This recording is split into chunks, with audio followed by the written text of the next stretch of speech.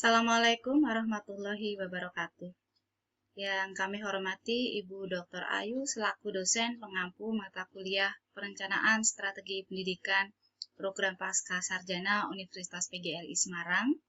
Yang saya hormati teman-teman kelas 2B yang mengikuti perkuliahan Perencanaan Strategi Pendidikan.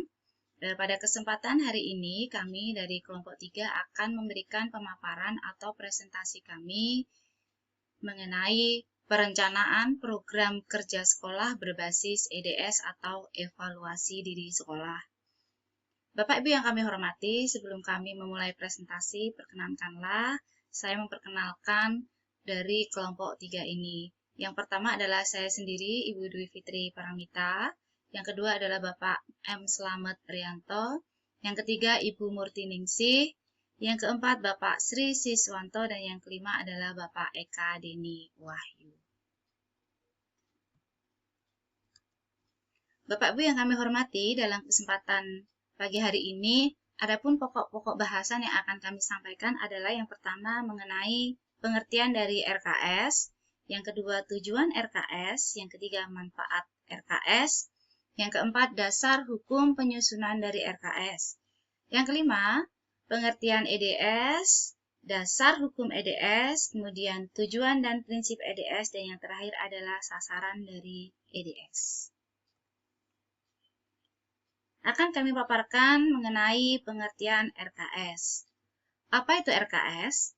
RKS atau Rencana Kerja Sekolah adalah salah satu komponen dari perencanaan program sekolah.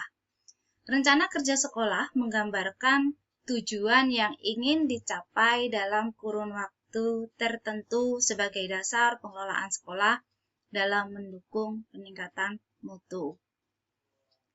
Selanjutnya, tujuan dari RKS itu sendiri adalah untuk menjamin agar perubahan atau tujuan sekolah yang telah ditetapkan dapat dicapai dengan tingkat kepastian yang tinggi dan resiko yang kecil.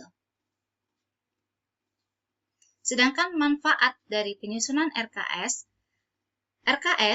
akan digunakan sebagai kerangka acuan dalam mengembangkan sekolah. Selain itu, RKS juga dapat digunakan sebagai dasar untuk memonitor dan mengevaluasi pelaksanaan pengembangan sekolah.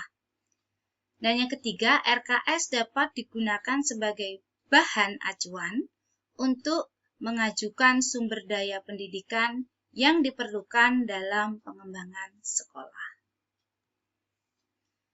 Adapun dasar hukum dari Rencana Kerja Sekolah ada 8. Yang pertama adalah Undang-Undang RI Nomor 20 Tahun 2003 mengenai Sisdiknas atau Sistem Pendidikan Nasional.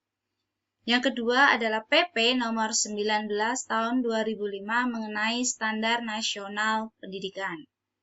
Yang ketiga, PP Nomor 48 Tahun 2008 mengenai Pendanaan Pendidikan. Yang keempat, PP Nomor 66 Tahun 2010 yang merupakan perubahan atas PP Nomor 17 Tahun 2010 tentang pengelolaan dan penyelenggaraan pendidikan. Yang kelima, Permendiknas RI Nomor 19 Tahun 2007 mengenai standar pengelolaan pendidikan oleh Satuan Pendidikan Dasar dan Menengah. Yang keenam, Permendiknas RI Nomor 63 Tahun 2009 mengenai SPMP. Yang ketujuh, Permendiknas RI Nomor 69 Tahun 2010 mengenai standar biaya operasi non-personalia. Dan yang terakhir dari dasar hukum RKS adalah Permendiknas RI Nomor 15 Tahun 2009 yaitu mengenai SPM Pendidikan Dasar. Setelah membahas mengenai RKS, sekarang kita akan berlanjut mengenai evaluasi diri sekolah atau EDS. Apa itu EDS? EDS adalah proses evaluasi diri sekolah yang bersifat internal, yang dapat melibatkan pemangku kepentingan atau stakeholder untuk melihat kinerja sekolah berdasarkan standar pelayanan minimal atau SPM dan standar nasional pendidikan atau SNP, yang hasilnya dipakai sebagai dasar penyusunan rencana kerja sekolah dan sebagai masukan bagi perencanaan investasi pendidikan di tingkat kabupaten atau kota. Sedangkan dasar hukum EDS itu sendiri yang pertama adalah Undang-Undang RI nomor 20 tahun 2003 mengenai Sisdiknas. Yang kedua adalah PP nomor 19 tahun 2005 mengenai Standar Nasional Pendidikan.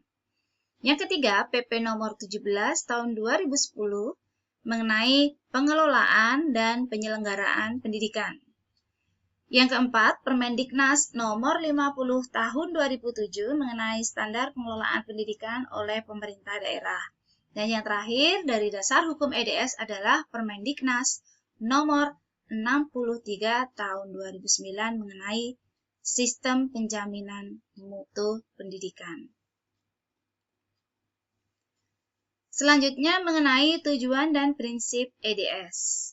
Adapun tujuan dari evaluasi diri sekolah yang pertama adalah menilai pencapaian kinerja mutu pendidikan. Yang kedua, menyusun rencana dan menetapkan prioritas. Yang ketiga, menyediakan informasi mengenai pencapaian kinerja sekolah. Kemudian, apa saja prinsip dari evaluasi diri sekolah? Prinsip yang pertama berbasis tujuan, yang kedua beracuan kriteria, dan yang terakhir, yang ketiga berasas manfaat, dan yang terakhir objektif. Adapun sasaran EDS adalah standar-standar yang ada pada Standar Nasional Pendidikan. Ada 8 standar sesuai urutan yang telah diperbarui. Yang pertama adalah standar kompetensi lulusan atau sering kita sebut dengan SKL. Yang kedua, standar isi. Yang ketiga, standar proses. Yang keempat, standar penilaian. Yang kelima, standar pendidik dan tenaga kependidikan. Yang keenam, standar sarana dan prasarana. Ketujuh, standar pengelolaan, dan yang terakhir adalah standar pembiayaan. Bapak Ibu yang kami hormati, demikian pemaparan kami mengenai rencana kerja sekolah yang disusun berbasis evaluasi diri sekolah. Dan apabila ada sesuatu yang masih belum jelas dapat ditanyakan atau mungkin ada tambahan, ada masukan, sangat kami butuhkan. Terima kasih. Assalamualaikum warahmatullahi wabarakatuh.